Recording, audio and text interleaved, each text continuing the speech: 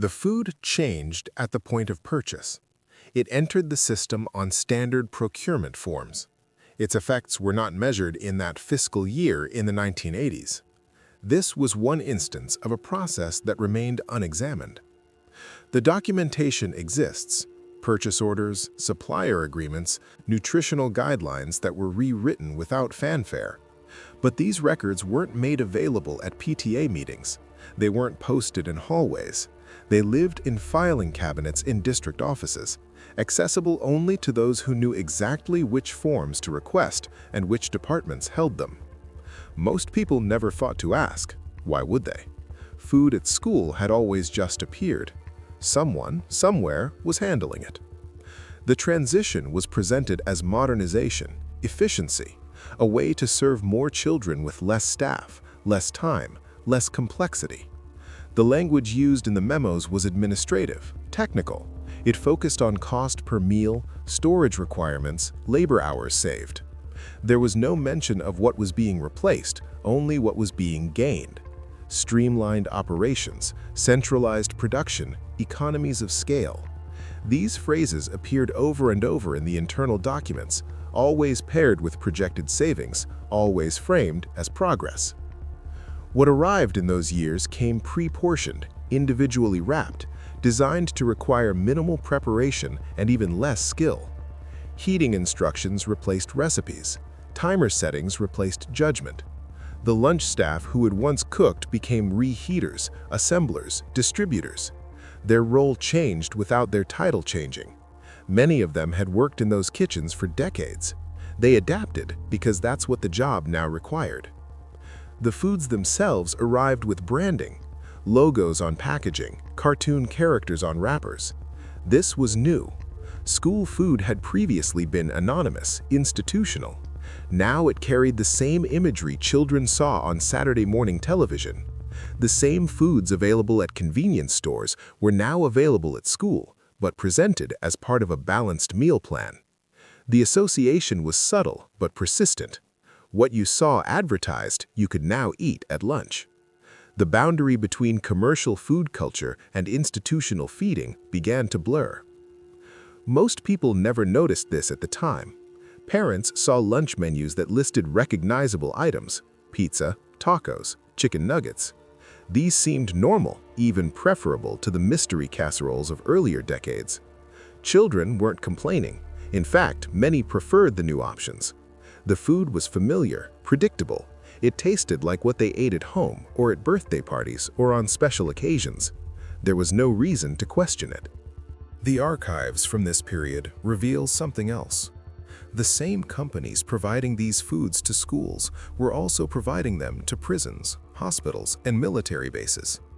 The institutional food supply had consolidated.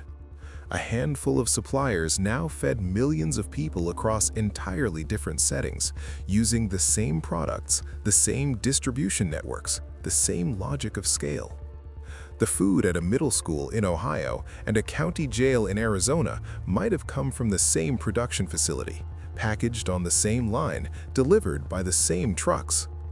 This wasn't discussed openly.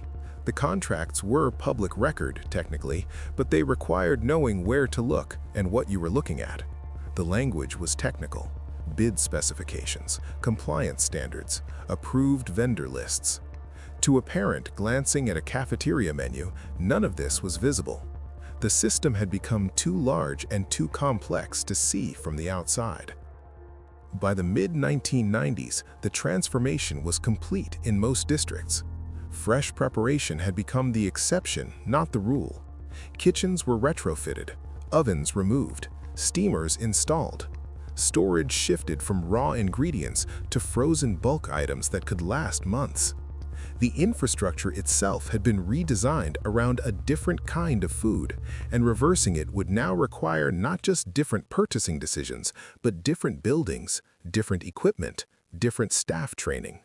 The system had locked itself in. The real impact appeared years later, not in immediate complaints, but in what became normal. A generation grew up understanding school food as something that came from a package, that arrived frozen, that tasted the same in every district because it was, in fact, the same food. The reference point for what institutional feeding could be had shifted. The idea that a school might cook food from raw ingredients began to seem quaint, impractical, even unsafe. The previous model hadn't just been replaced, it had been forgotten. By the time nutritional concerns began surfacing in the early 2000s, the system was already entrenched. School districts were locked into multi-year contracts with suppliers. Kitchens had been redesigned. Staff had been retrained. The economics of the entire operation depended on the volume discounts and simplified labor that the centralized model provided. Changing it would mean breaking contracts, retrofitting buildings, hiring differently skilled workers, and accepting higher costs. Few districts could afford that, even if they wanted to. The children who ate this food daily didn't have a comparison. For them, this was what school lunch had always been. They had no memory of anything else. When they became parents themselves, their expectations were shaped by their own experience. The normalization was complete. What had been a dramatic shift in one decade became invisible baseline reality in the next. The industry documents from this period show awareness of this dynamic. Internal marketing materials described schools as future consumers and lifetime customers. The goal wasn't just to feed children efficiently in the present, it was to shape their preferences for the future, to create familiarity with products and brands that would follow them into adulthood. School feeding programs had become market development strategies. None of this required conspiracy. It required only incentives aligning in a particular direction. Suppliers wanted contracts, administrators wanted lower costs, food manufacturers wanted scale. Each decision made sense within its own context. The system optimized itself for efficiency, for standardization, for economic logic. What it didn't optimize for was nutrition, or taste, or teaching children what real food was. Those weren't the metrics being measured. The archive reveals this clearly. Budget reports focused on cost per meal. Supplier evaluations focused on delivery reliability and shelf stability. Student satisfaction surveys, when they existed at all, measured whether children ate what was served, not whether what was served was worth eating. The questions being asked determined the answers that were possible, and certain questions were never asked. By the time researchers began studying the long-term effects of these changes, multiple generations had already passed through the system. The baseline for comparison was gone. You couldn't measure the impact of replacing fresh preparation with pre-packaged food because there were no control groups. Everyone had been exposed. The experiment had been run at population scale, without informed consent, without a hypothesis, without any mechanism for collecting meaningful data. What we know now comes from reverse engineering, from looking at health patterns, at taste preferences, at cooking skills and relationships with food, and working backward to identify when and how things changed. The archive provides the timeline, the procurement records, the policy shifts, the moment when school food stopped being something made and became something distributed. But the consequences of that shift are still unfolding. The children who grew up in this system are now adults.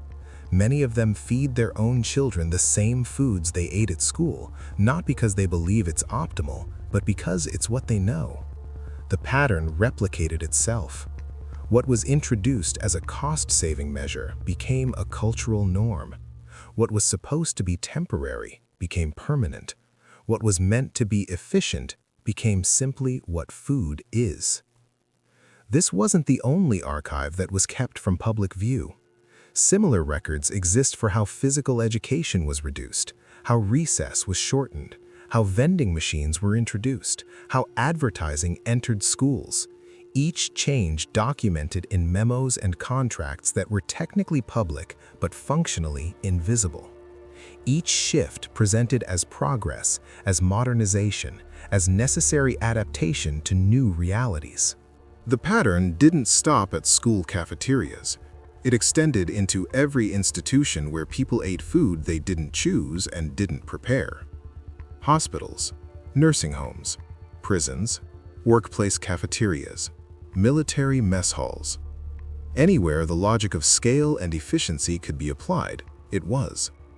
Anywhere feeding large numbers of people could be turned into a logistics problem rather than a cultural practice, it was turned into a logistics problem. And in each case, the same thing happened. The infrastructure changed, the skills changed, the expectations changed, until the previous way of doing things became not just absent, but unimaginable. Until the idea that institutions might actually cook food seemed radical, dangerous even. Until efficiency became the only value that mattered, and everything else became sentimental nostalgia for a past that supposedly never worked anyway. The documents are still there, in district archives, in state repositories, in corporate records that are sometimes accessible through Freedom of Information requests, if you know exactly what to ask for and are willing to wait months for a response. The evidence of what changed and how and when exists, but it was never compiled, never presented to the public as a coherent narrative, never explained as a deliberate transformation of how children were fed. Instead, it happened gradually enough that each small change seemed unremarkable. And by the time the full scope of the transformation was visible, it was already complete. The system had replaced itself.